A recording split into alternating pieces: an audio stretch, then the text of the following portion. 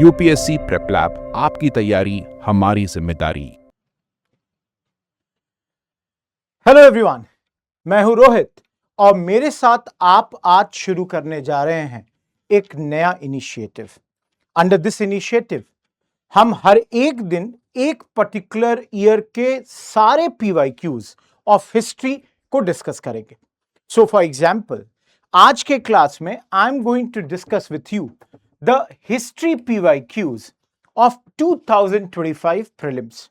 ना हमेशा इस बात को ध्यान रखेंगे कि जब मैं हिस्ट्री की बात कर रहा हूं, then I would be discussing the questions related to ancient history, medieval history, modern history, art and culture, और किसी किसी साल अगर पोस्ट इंडिपेंडेंस के क्वेश्चन आए हैं तो हम उसको भी डिस्कस करेंगे। तो आई एम वेरी होपफुल कि आप इस सेशन से फायदा उठाएंगे। तो इसको मैक्सिमाइज अपने फायदे को करने के लिए what you have to do is, question देखिए, मैं क्वेश्चन पढ़ूंगा, आप पॉज कर लें, आप अपने आंसर को डिसाइड करें and then listen to the discussion, explanation को तब सुने।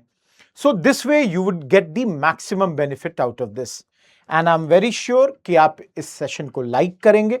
ये सारे फ्री सेशंस आपके लिए हैं। डेफिनेटली सब्सक्राइब करेंगे चैनल को, अगर आपने अभी तक नहीं किया होगा तो शेयर करें अपने दोस्तों के साथ, और लास्ट में कमेंट करना ना भूलें। ये 4 चीजें आपको करनी है। Let's begin, let's start with this particular discussion. तो सबसे पहले if we look into this, 2025 में 16 सवाल हिस्ट्री के आए। एंशिएंट हिस्ट्री से 4, मिडाइवल से 2, आर्ट एंड कल्चर से 2 एंड मॉडर्न हिस्ट्री से 8। So these were the 16 questions that came that year from your history segment. Now I would start with ancient, then I'll go to medieval, then art and culture, and finally your modern history. Let's begin with the first question.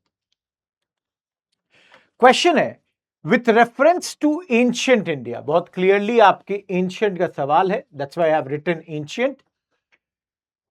600 to 322 BC, consider the following pairs. तो आपको 4 territorial reason दिया गया है, 4 river flowing region, rivers flowing in this region. ये 2 बार हो गया है, in the reason. सो अस्मक, उसके सामने गोदावरी लिखा गया है, कंबोज, विपासा, अवंती, महानदी, कोसल, सरयू। एंड हिस्ट्री में जिस तरह के नए टाइप के सवाल आए जाते हैं, पूछे जा रहे हैं, आपसे पूछा गया है only 1 pair is correct, only 2 pairs are correct, 3 pairs are correct, या ऑल द 4 आर करेक्ट। ना ये क्वेश्चन हो गया आपके महाजनपद से, क्योंकि 16 महाजनपद हैं, उनमें से 4 महाजनपद और उनमें बहने वाली 4 नदियों के नाम यहां दिए गए। और मेरे हिसाब से ये मीडियम लेवल का क्वेश्चन है, ना बहुत भारी है ना बहुत आसान है। अगर मैं इसको सॉल्व करता तो मैं शुरू करता अस्मक से। मैं अस्मक से इसलिए शुरू करता क्योंकि अस्मक 16 महाजनपद में एकमात्र ऐसा आपका महाजनपद था जो कि साउथ में है। सो आई नो अबाउट अस्मक, मैंने अस्मक के बारे में डेफिनेटली पढ़ रखा था।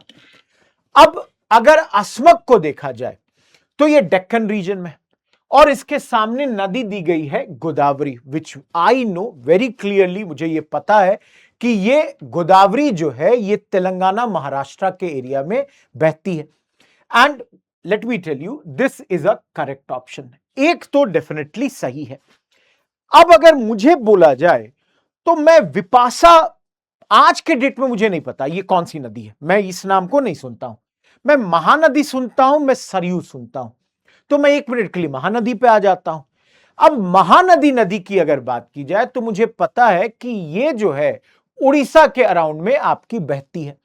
और अवंती की बात की जाए तो ये महाजनपद जो है ये लमसम उज्जैन वाले एरिया की बात हो रही है। तो अब अवंती है आपका महाजनपद जो उज्जैन में बहती है, सॉरी उज्जैन के अराउंड में बहती है, उज्जैन के अराउंड में है, और ये नदन मध्य प्रदेश में है। इसकी नदी जो है वो नर्मदा होती है, ना कि महानदी। सो आई एम वेरी क्लियर कि थर्ड इज रॉन्ग, और जैसे ही थर्ड रॉन्ग हुआ, D can not be the answer. बहुत अच्छी बात है, 1 आ गया, 4 आ गया। अब मैंने सरयू का भी नाम सुना है। सरयू के बारे में मैं जानता हूं कि ये आपके उत्तर प्रदेश के अराउंड में ये नदी बहती है। और अगर हम बात करें कोसल के लिए, तो कोसल महाजनपद जो है वो आज के डेट में ईस्टर्न यूपी से कोइंसाइड करता है, जहां पे अयोध्या इसकी राजधानी हो जाती है। नाउ आई नो कोसल और सरयू एकदम करेक्टली मैच्ड हैं, अयोध्या और सरयू आपके करेक्टली मैच्ड हैं। तो डेफिनेटली अब 2 सही हैं या 3 सही हैं, बी या सी। अब मुझे विपाशा के बारे में सोचना पड़ेगा कि भाई पुराने समय में किस नदी का नाम विपाशा था। सो एवरीवन, ब्यास नदी को विपाशा कहते थे। तो आपको यह पता होना चाहिए पहली चीज कि Vipasha is nothing but Beas नदी। अब अगर कंबोज जानते हैं, तो कंबोज वो महाजनपद है जो नॉर्थ वेस्ट इंडिया, जो आज का पाकिस्तान और अफगानिस्तान वाला एरिया हो जाता है, जो कश्मीर हमारे साइड भी आ गया, हमारे साइड का जो एरिया है उधर से ये एसोसिएटेड है, हिंदू कुश वाले एरिया में ये एसोसिएटेड है। और ये ब्यास नदी पे नहीं बेस्ड है, it's more towards Jhelum. So ये सेकंड ऑप्शन आपका गलत हो गया, and thus we come to the answer, that's B. तो इसलिए मैंने इसको मीडियम लेवल पे डाला है। You don't know everything but आपके पास एनफ हिंट्स हैं ना एवरीवन। मैंने क्या किया है इसमें कि आपके लिए सेकंड स्लाइड में आंसर भी मेंशन किया है, और टेक्स्ट बुक में इसका जो डिटेल्ड आंसर दिया गया है वो भी मैंने आपके लिए मेंशन कर दिया है यहां पे। Now moving ahead to the second question, question number 2। Easy मान रहा हूं, एंशिएंट से ही ले रहा हूं, मौर्य से ले रहा हूं, क्योंकि लिखा गया है अशोकन इंस्क्रिप्शंस। अब आप चाहें तो आप कह सकते हैं कि भाई ये आर्ट एंड कल्चर का क्वेश्चन है, आप कहना चाहें तो कह सकते हैं, बट चूंकि यहां पूछा गया है प्रदेशिका, रजुल्का और युक्ता, ये इंपॉर्टेंट ऑफिसर्स किस लेवल पे हैं ना, ये चीज जो है ना, हम यूजुअली इंस्क्रिप्शन में जब आर्ट एंड कल्चर में इनके एडिक्ट्स की बात करते हैं, we don't talk about this there.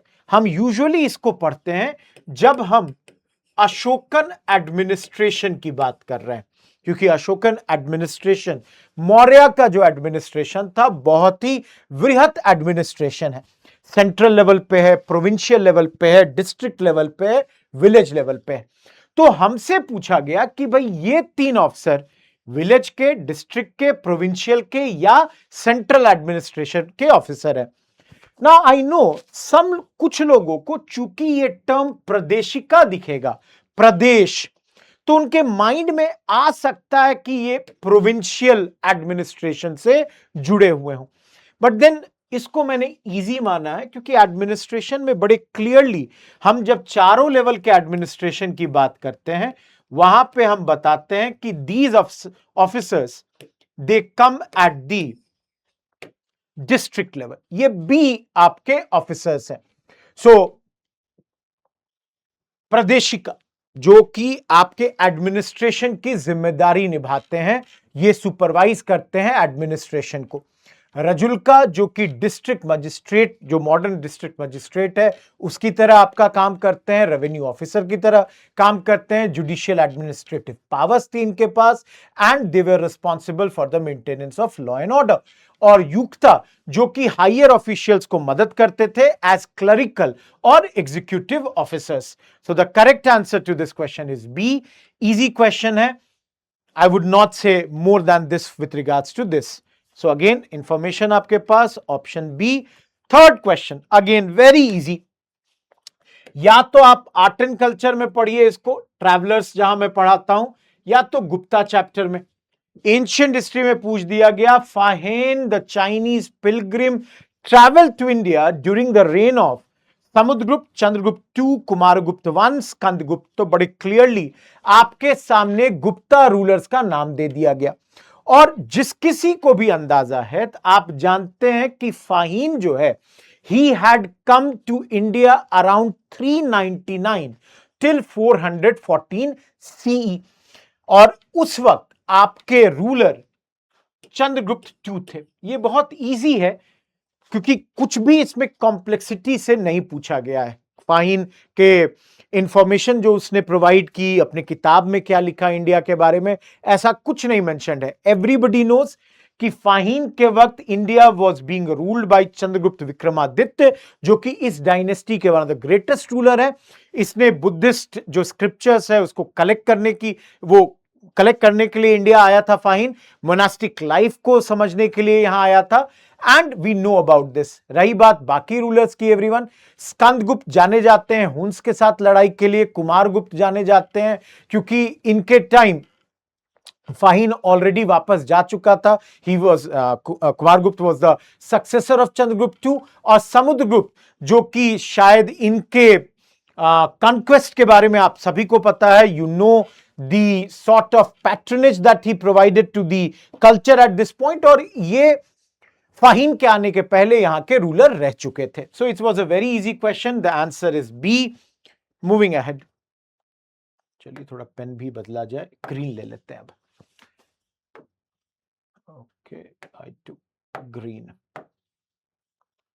Okay, information यहां है ना। अगेन चौथा क्वेश्चन दिया गया है एंशिएंट या आर्ट एंड कल्चर से, आप लीजिए। Who among the following rulers in ancient India had assumed the title of Mattavilas, Vichitrachit, Gunbhara? नाम दिया है Mahendra Varman I, Simha Vishnu, Narasimha Varman I, Simha Varman. Now everyone, देखो ये चारों रूलर्स आपके पल्लवा डायनेस्टी के हैं, इसलिए मैंने डाला ये टॉपिक आपके पल्लवा से है। और चूंकि मैंने यहां पे जो आंसर है आप लोगों को 1 मिनट में बताऊंगा, जिस व्यक्ति के बारे में बात करनी है वो बहुत बड़े पेट्रन थे आर्ट एंड कल्चर के। उन्होंने एक टाइटल लिया था, ये जो मत्तविलास है, ये टाइटल जिसको द ग्रेट रिवीलर कहते हैं, विचित्र चित्त जिसको आप क्यूरियस माइंडेड कहते हैं, एंड गुण भरा, गुणों से भरपूर, फुल ऑफ वर्च्यूज। तो ये कौन व्यक्ति थे? ये महेंद्र वर्मन I थे ना। एवरीवन, इन्होंने एक पराकृत में बड़ी इंपॉर्टेंट किताब, संस्कृत में पराकृत में इन्होंने किताबें लिखी हैं, जिसमें इंक्लूडेड है आपका मत्तविलास प्रहसना। मत्तविलास प्रहसना जो है,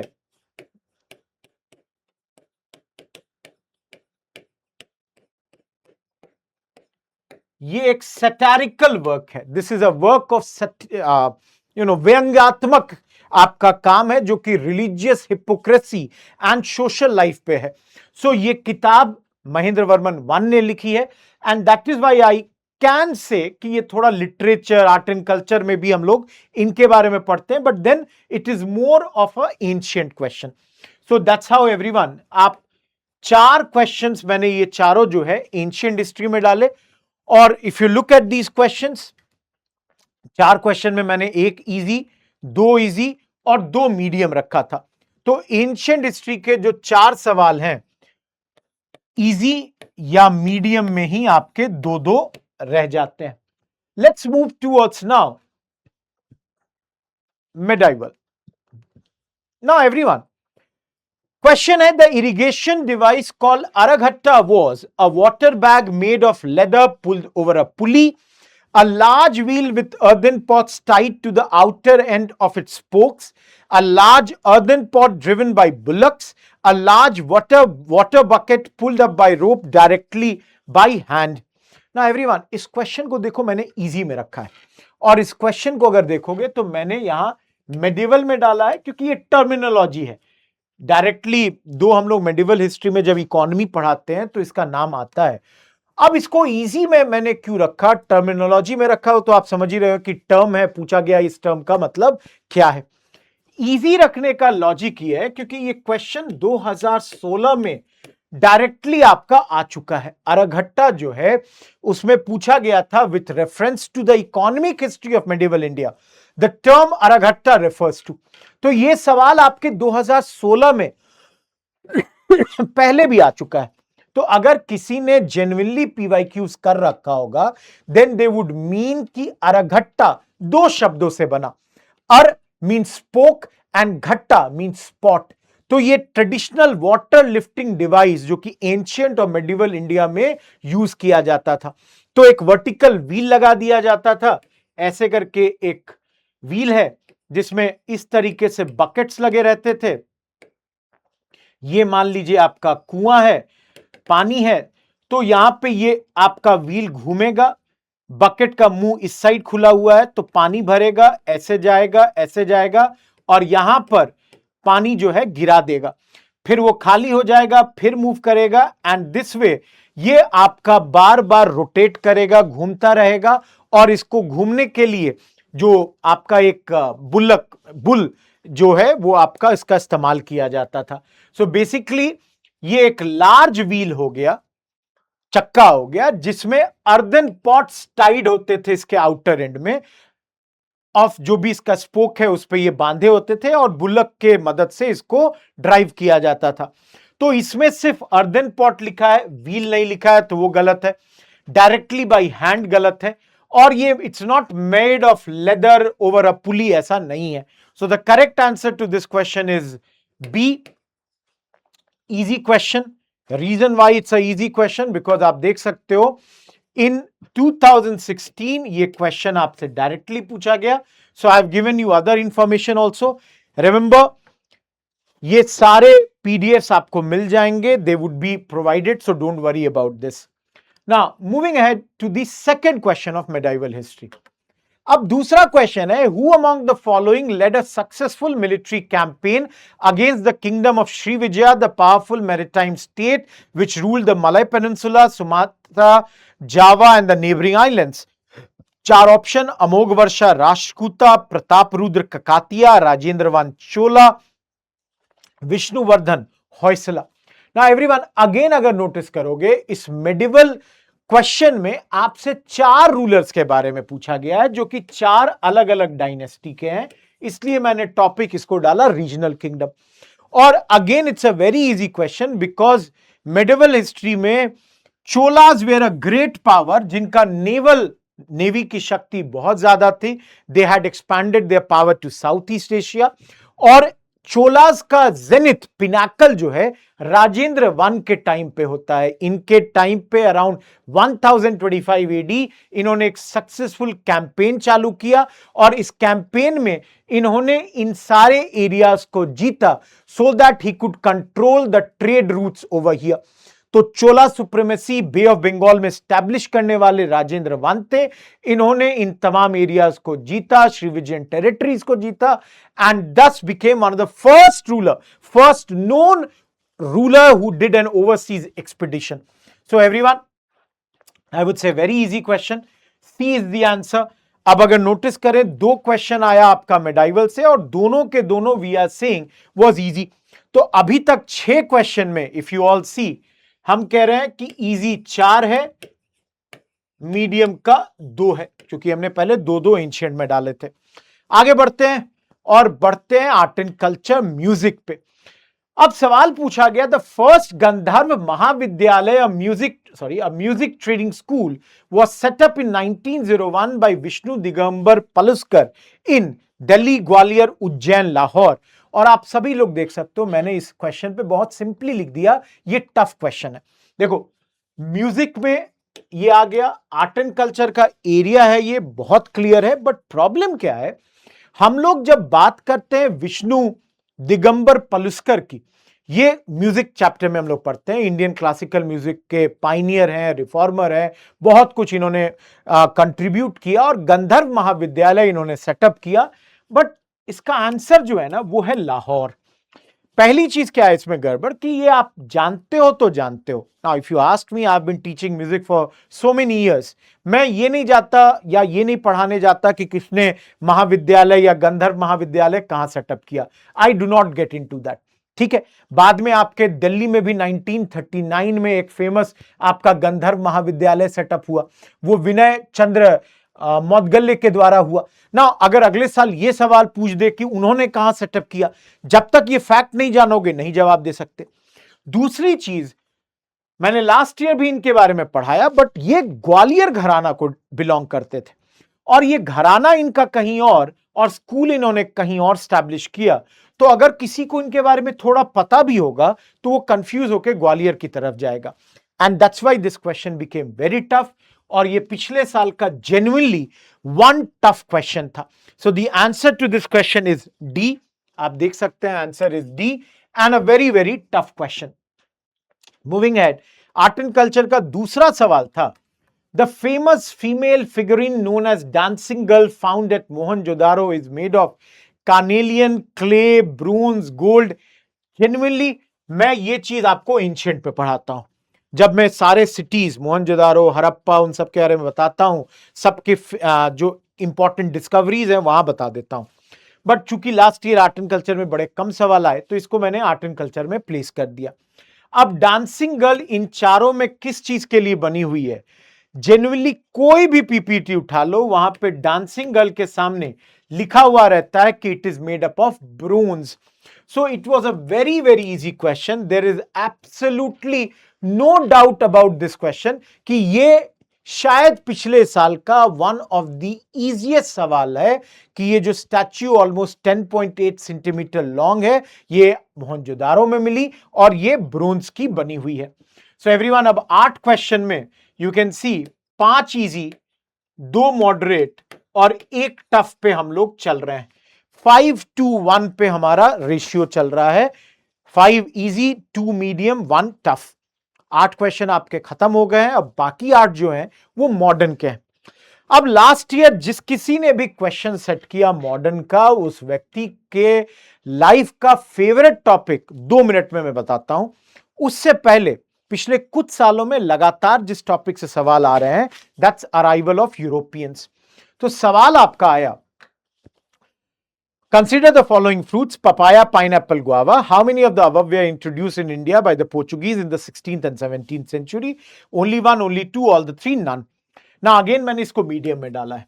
दो गाइस, अगर आप मेरे नोट्स को देखिएगा, क्लियरली मैंने बताया है कि भाई पोर्चुगीज जो है वो पपाया, पाइनएप्पल, गुआवा, ऑरेंज, लीची, लेडीज फिंगर, ऐसे कई सारे fruits, tomato, potato, sweet potato, ये सब लेकर आए। बहुत सारे स्पाइसेस लेकर आए, अलग अलग सब्सटेंस लेकर ये इंडिया आए। लाइक बाद में प्रिंटिंग प्रेस लेकर आए, उनको क्लॉक के बारे में पता था एंड ऑल। सो ये क्वेश्चन जो है ना, अगेन आता है तो बड़ा इजी है, नहीं आता है तो थोड़ा सा टफ है, मैंने इसको मीडियम में डाला है। सिमिलर टाइप ऑफ क्वेश्चन 2012 में आया था, तब बेसिकली पूछा गया था इनमें से कौन कौन सी चीजें अंग्रेज लेकर आए हैं, और उसमें उन्होंने टोबैको का नाम मेंशन किया था। टोबैको पोर्चुगीज लेकर आए थे। So for this question the answer is C, all the 3 were brought by the Portuguese in India. तीनों के तीनों पोर्चुगीज लाए। Tropical America, South America, tropical America के प्रोडक्ट्स हैं, तीनों के तीनों इंडिया में इंट्रोड्यूस किसने किया? आपके पोर्चुगीज ने इंट्रोड्यूस किया। सो आई वुड से, देखो मेरे लिए तो इजी था, बट स्टिल हो सकता है किसी को गुआवा लेकर कंफ्यूजन हो जाए, किसी को पाइनएप्पल लेकर कंफ्यूजन हो जाए, तो इसलिए मैंने इस क्वेश्चन को है आपके मीडियम में डाला। बहुत अच्छी बात है। अब जो मैं कह रहा था ना, लास्ट ईयर का फेवरेट टॉपिक, तो मुझे लगा लास्ट ईयर जिस किसी ने क्वेश्चन बनाया वो 2 चैप्टर में अटक गए थे, socio religious reform movement, non cooperation movement. अब सोशियो रिलीजियस तो पहले भी बहुत बार पूछा गया है, एक से ज्यादा बार एग्जाम्स में ऐसा हुआ है कि more than 1 question has come, but last year NCM की तो भाई मतलब क्या है ना, धूम मची हुई थी। बट देन एनसीएम से पहले let us look at the question of socio religious reform movement. सवाल है, consider the following statements about Raja Ram Mohan Roy. He possessed great love and respect for the traditional philosophical systems of the East. He desired his countrymen to accept the rational and scientific approach and the principle of human dignity and social equality of all men and women. One only, two only, both one and two, neither one or two, not two. Now everyone, मेरे हिसाब से ये question बड़ा ही easy सवाल था, मैं इसमें 2 से डालता। रिफॉर्मर है, खुद सोचिए, हमेशा हमने बात किया कि साइंटिफिक लॉजिक है ना, रैशनल थिंकिंग की बात करते हैं, तो एकदम सही बात है, रैशनल है, साइंटिफिक अप्रोच की बात करते हैं, ह्यूमन डिग्निटी, भाई सती के अगेंस्ट काम कर रहे हैं, महिलाओं के लिए प्रॉपर्टी इनहेरिटेंस की बात कर रहे हैं, तो dignity and equality for both, यहां ऑल मेन है, ऑल वर्ड के बावजूद ये बहुत इजी ऑप्शन था कि सोचना ही नहीं है, ये सबके एजुकेशन के लिए बात कर रहे हैं, प्रेस फ्रीडम की बात कर रहे हैं, सती एबोलिशन की बात करते हैं, सोशल इक्वालिटी की बात करते हैं। तो आंसर ये दो तो हो सकता है, टू करेक्ट होने के बाद ए और डी नहीं होगा। अब रही बात पहले ऑप्शन की, ही possessed great love and respect for the traditional philosophical systems of the east. अब कई लोगों को लगेगा कि भाई ये तो वेस्टर्न साइंस के पक्षधर थे, वेस्टर्न नॉलेज के पक्षधर थे, क्या ये इंडियन फिलोसॉफिकल ट्रेडिशन के लिए रेस्पेक्ट रखते थे? बिल्कुल रखते थे। उपनिषद में इनका एडमिनिस्ट्रेशन था, वेदांता फिलॉसफी को लेकर एडमिनिस्ट्रेशन था, ये इंफेसाइज करते थे spiritual and intellectual heritage of the east, और साथ में कहते थे वेस्ट के भी बेस्ट आइडियाज को लीजिए, एंगेज करिए उनके साथ। So this was also a correct statement. The correct answer to this question is now C. So everyone, हमने 9 क्वेश्चन देखा था, अभी तक 5-3-1 चल रहा था। आई एम वेरी श्योर, जस्ट देख लेते हैं, ये हमारा 10वां क्वेश्चन है। इफ यू सी हियर, हमने 5-2-1 किया था एंड देन इसको भी मीडियम रखा था, तो 5-3-1 था। इजी आप जोड़ लीजिए, अब हो गया 6-3-1। 6 easy, 3 medium, 1 tough. Moving ahead everyone, question का आंसर सी है, देख सकते हैं, उसका आपको एक्सप्लेनेशन भी दिया गया है। 6-3-1 के बाद एक और इजी क्वेश्चन बोल रहा हूं कि who among the following was the founder of the self respect movement? Periyar EV Ramaswamy Naicker, A is the answer, कोई डाउट नहीं है। 1925 में ये शुरू किया गया। भाई 7-3-1 तो हो गया, ये 7वां इजी क्वेश्चन है, और ये सुपर इजी इसलिए है क्योंकि 2019 के आपके प्रीलिम्स में हम लोगों को ये सवाल पूछा जा चुका है।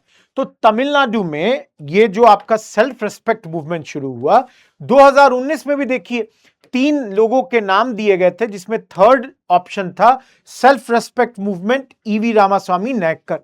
तो ये कोई नई चीज नहीं है, ये आपको ये भी क्वेश्चन आया हुआ है। So everyone, you can C UPSC questions repeat कर रही है। अरघट्टा वाला क्वेश्चन रिपीट हो गया, ये रिपीट हो गया।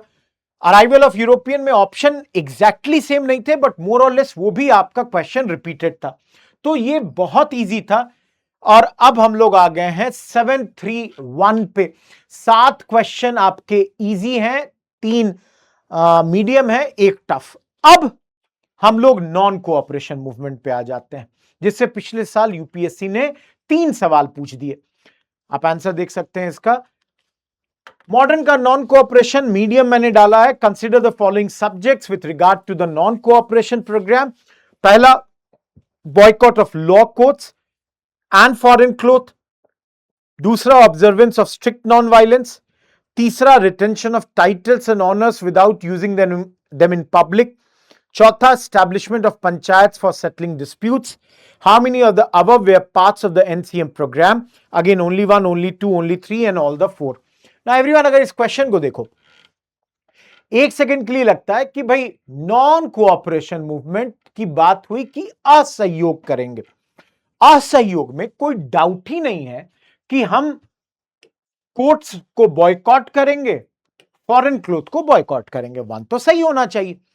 अब जब कोर्ट को बॉयकॉट करेंगे तो गांधी जी ने कहा भाई कहां पे ये लॉयर्स कहां काम करेंगे, आपके डिस्प्यूट्स कहां रिजॉल्व होंगे? तो विलेज लेवल पंचायत फॉर्म होंगे टू रिजॉल्व दीज डिस्प्यूट्स। तो भाई 1 और 2, अगर आप 1 समझ पाएंगे तो 4th को भी निकाल लीजिएगा। मतलब 2 स्टेटमेंट तो डेफिनेटली सही है। अब ये गांधी जी का मूवमेंट है, गांधी जी का मूवमेंट अहिंसा बेस्ड मूवमेंट होता है, तो डेफिनेटली स्ट्रिक्ट नॉन वायलेंस। और इसको इस तरह से भी सोचो कि ये मूवमेंट कॉल ऑफ क्यों हुआ? चौरी चौरा के कारण। 4 फरवरी को चौरी चौरा नहीं होता तो एनसीएम चलते रहता। भाई 3 स्टेटमेंट तो सही हो गए। अब लास्ट है retention of titles and honours without using them in public. अब प्रॉब्लम यह है कि गांधी जी ने यहां लोगों को इंकरेज किया था कि आपको जो ऑनररी टाइटल मिला हुआ है, जैसे आपको किसी को नाइटहुड दिया गया है, किसी को राय बहादुर दिया गया है, ये टाइटल्स जो हैं वो आप रिटर्न करें। रिटेंशन की बात नहीं होती है। और इसको थोड़ा इस तरह से याद करना, आगे चलकर जैसे आपके जलियांवाला बाग के बाद गुरुदेव रविन्द्रनाथ टैगोर नाइटहुड का टाइटल रिटर्न करते हैं, गांधी जी जो हैं वो केसरी हिंद का टाइटल रिटर्न करते हैं।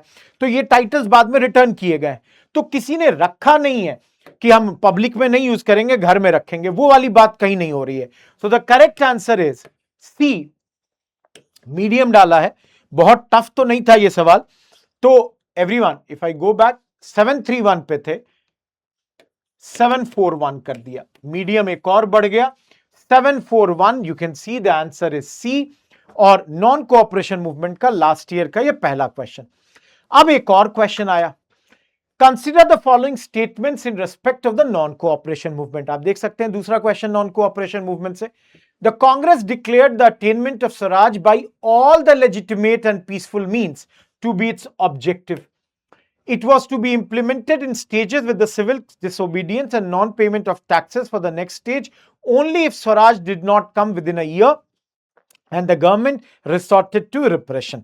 Now everyone, इस क्वेश्चन को देख सकते हो आप लोग, क्लियरली मैंने टफ में डाला है, इसका रीजन बताता हूं, बट पहले ही इसको कर देता हूं। 741 था तो इसको 742 कर देता हूं क्योंकि दूसरा टफ क्वेश्चन है। अब टफ क्यों मान रहा हूं, देखो यहां पहली चीज देखो, यहां मैंने ये घेरा है शब्द all.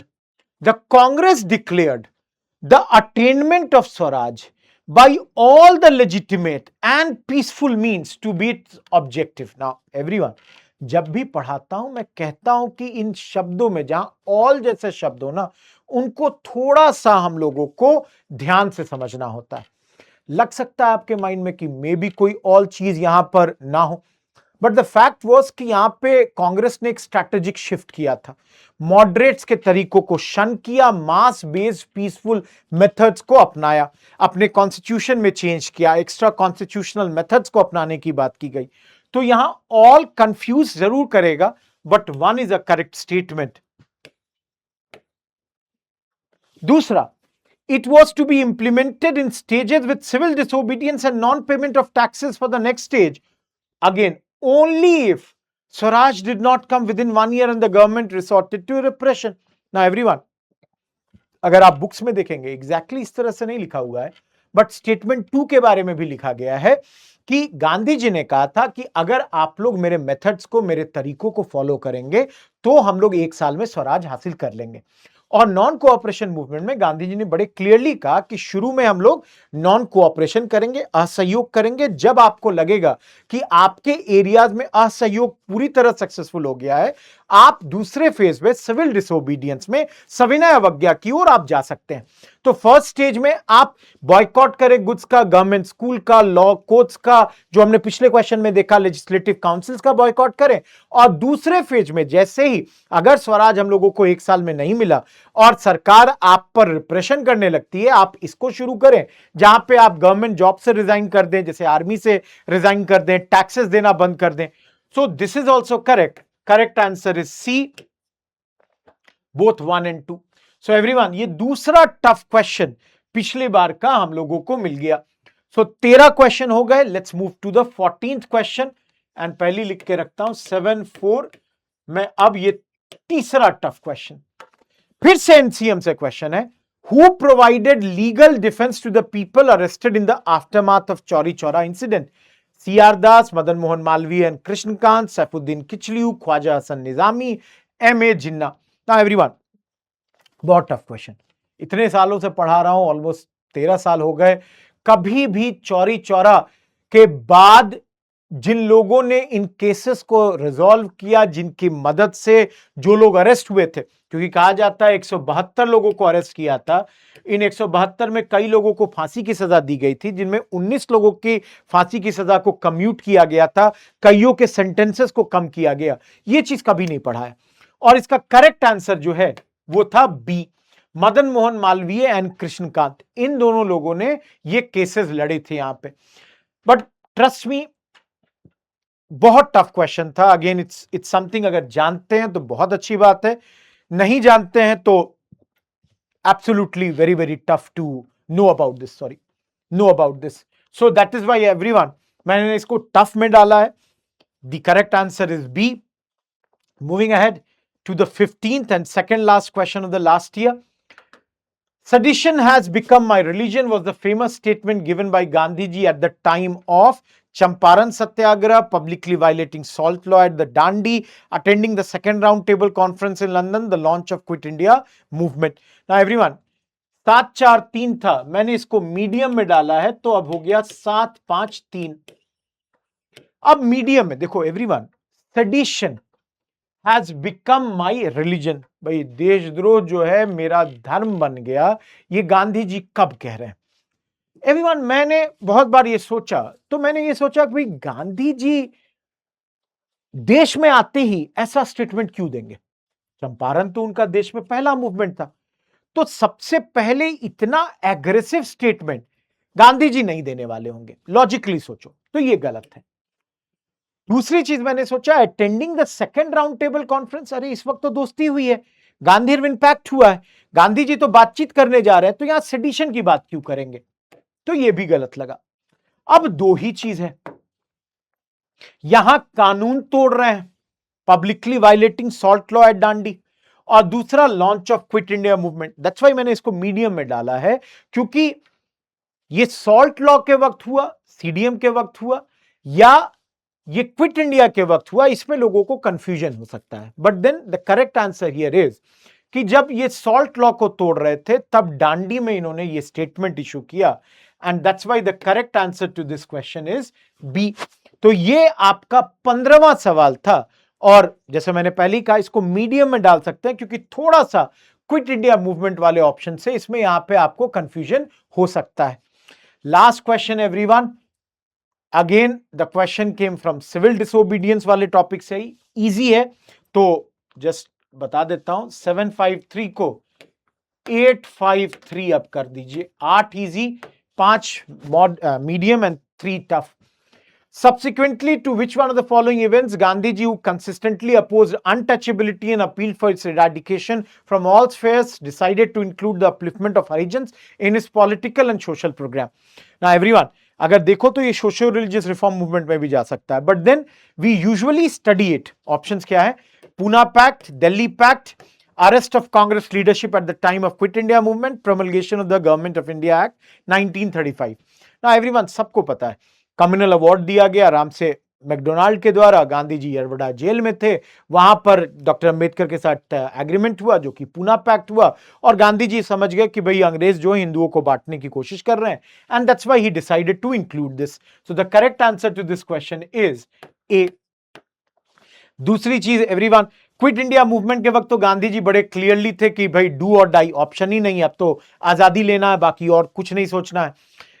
Government of India act के वक्त प्रोमलगेशन इससे पहले इन्होंने शुरू कर दिया था, तो इस पे तो कुछ सोचना नहीं है. और गांधी इरविन पैक्ट पे तो गांधी जी आपके सेकंड राउंड टेबल कॉन्फ्रेंस में जा रहे हैं, so that was not the correct option. So everyone, this was the discussion. You can see the answer. The answer to this question is A. सो इस तरह से everyone we are done with the discussion of 2025 prelims questions. I hope you enjoyed it, I hope you liked it. अगले class में मिलते हैं with next, जब इस सीरीज के नेक्स्ट डिस्कशन में 2024 के PYQ के साथ आपके सामने आता हूं. Till then, goodbye, thank you, bye bye. Remember, like जरूर करेंगे, सब्सक्राइब जरूर करेंगे, शेयर करिए और कमेंट करके बताइए कितने सही कितने गलत. Goodbye everyone.